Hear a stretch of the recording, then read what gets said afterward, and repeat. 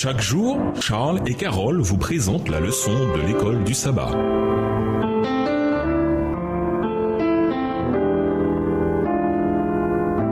Bienvenue dans votre émission Dieu nous parle. Nous voilà à la leçon de vendredi. Pour aller plus loin, la vie du chrétien n'est pas toute lisse. Il doit régler de sévères conflits, de graves tentations l'assaillent, car la chair a des désirs contraires à l'esprit et l'esprit en a de contraires à la chair. Plus nous nous rapprochons du terme de l'histoire de cette terre et plus les attaques de l'ennemi vont devenir trompeuses. Ces attaques se feront plus violentes et plus fréquentes. Ceux qui résistent à la lumière et à la vérité deviendront plus endurcis et indifférents et plus amers envers ceux qui aiment Dieu et qui gardent ses commandements. L'influence du Saint-Esprit est la vie de Christ dans l'âme. Nous ne voyons pas Christ et nous ne lui parlons pas, mais son esprit est tout aussi près de nous ici qu'ailleurs. Il agit en et par tous ceux qui reçoivent Christ. Ceux qui connaissent la présence en eux de l'Esprit manifestent les fruits de l'Esprit.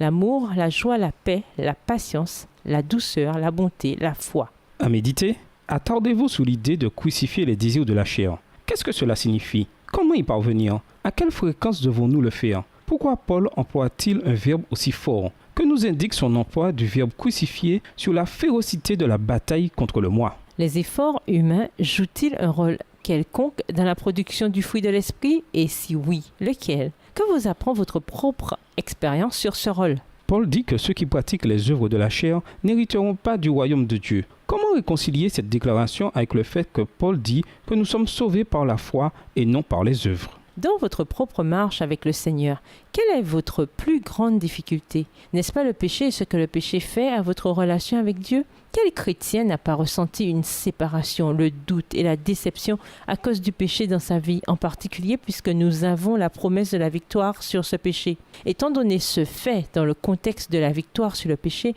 pourquoi ne devons-nous jamais oublier que notre salut repose totalement sur ce que Jésus a fait pour nous?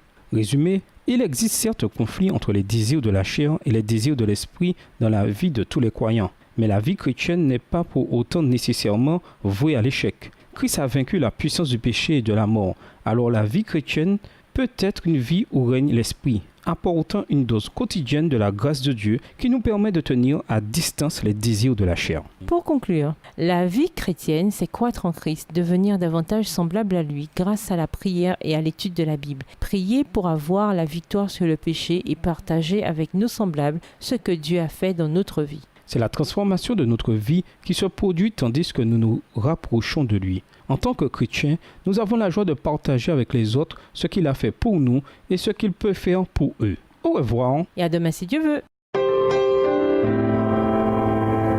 Dieu nous parle. Chaque jour, Charles et Carole vous présentent la leçon de l'école du sabbat.